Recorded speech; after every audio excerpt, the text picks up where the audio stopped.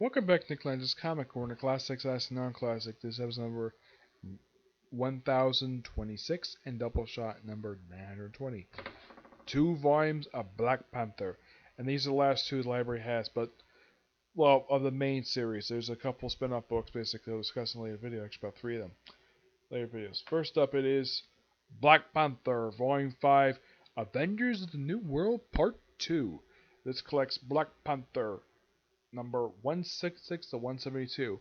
Yeah, this is part of the Marvel Legacy stuff. This also wraps up this particular storyline.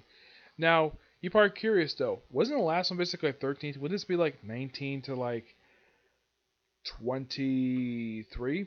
Normally it would, but they decided to renumber because of Marvel Legacy.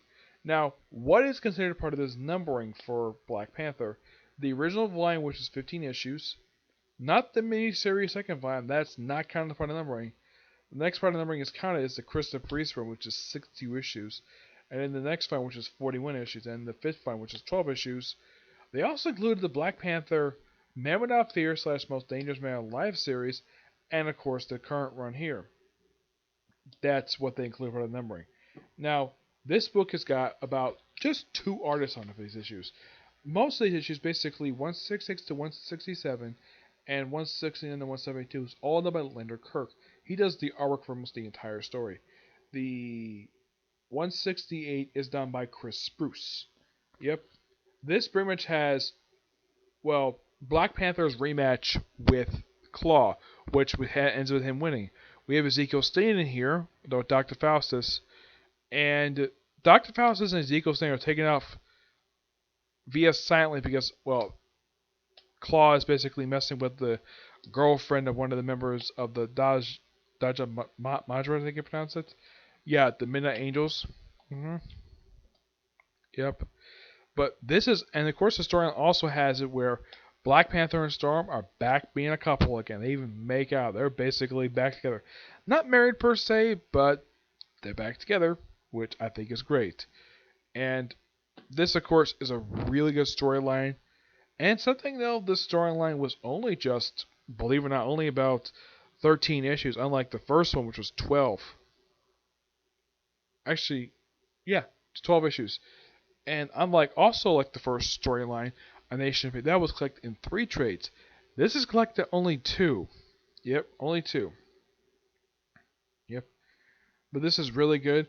Give this book a 9.5 out of 10. Really good. Next up is something that comes thanks to Fresh Start.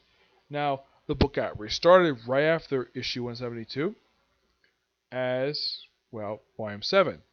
This collects the first 6 issues of the volume. This is Black Panther, volume 6, Intergalactic Empire of Wakanda, part 1. This collects the first 6 issues of the current one, which started last year. Still the same writer, Ta-Nehisi, but here's the thing. All the issues in here, but one, are done by Daniel Kuna. Yes, the first 5 are actually done by him. The last issue is done by Joe Bartle. Now, the cover art here. Now, those of you curious though, wait, isn't that the same cover they used for the first issue of the previous volume? The answer is yes. I spoke to Brian Surflees about this, and this was done on purpose. Yes, that's why this cover looks exactly like the same cover for the first issue. The only difference is there's a couple minor changes to it. Yeah, the only change is basically the background. The background is completely different. And the fact there's a necklace around Black Panther's neck. That's really all the change they made. Now, one thing you at least got to appreciate about the writer, Codis, he actually does something. He's actually one of 2 writers who do this. He actually follows up with something that's set up in the pages of Marvel Legacy. Yes, this is set up in Marvel Legacy. The whole thing, Intergalactic Empire Wakanda. Yeah, Black Panther is sent somewhere. This is explained later. He's sent off into space. He's got no memory. He's a slave. And there's no mention. Of course, there's flashes of him remembering Storm. And in case you're wondering, does like Mindful, who's been pretty much a recurring character. Also, forgot to mention Thunderball, aka Dr. Franklin, pretty much becomes a superhero in this storyline. I think he still stays on as a supporting character in this series, which I think is really good for the character. It's something new for the character because, well, all he's done over the years is basically fought Thor, got his butt beat, thrown into jail, and that's pretty much all the guy's done over the years. It's pretty much been a joke. But aside from Black Panther himself, there's basically a whole bunch of new characters. We also have the McCran Shard. Yeah. This particular thing, I'm not sure why. I mean, it sounds like the McCran Crystal. This is McCran Shard. Yeah. My guess is it's pretty much the same thing, but lucky enough, the writer himself does explore a lot of this stuff, and there's a lot of war, there's a lot of big battles in here.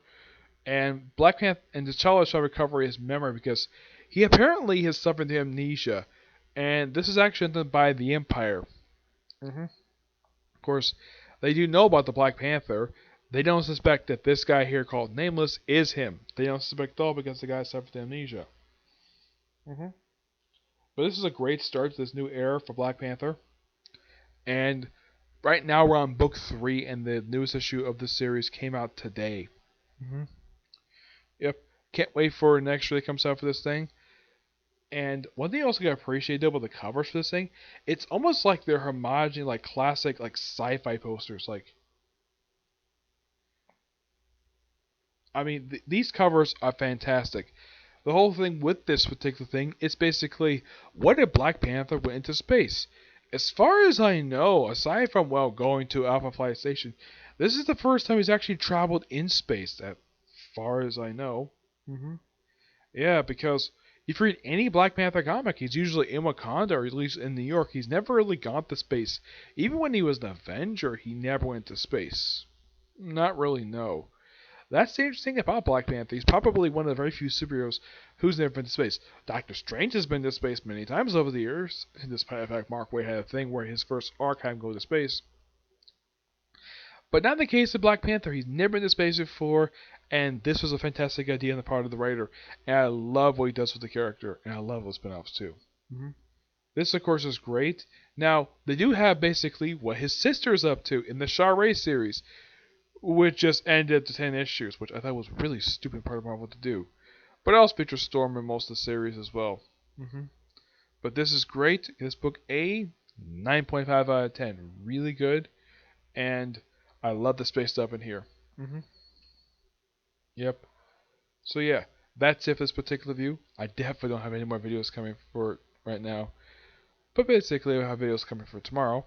Basically, review the newest chapter of My Hero Academia, the newest episode of Fire Force. Yes, newest episode of Fire Force. And hopefully the first parts of my review for XX Holic. I thought it'd be today, but nope, not today, probably because I have my Discord call. Okay? But until I see you next view, bye.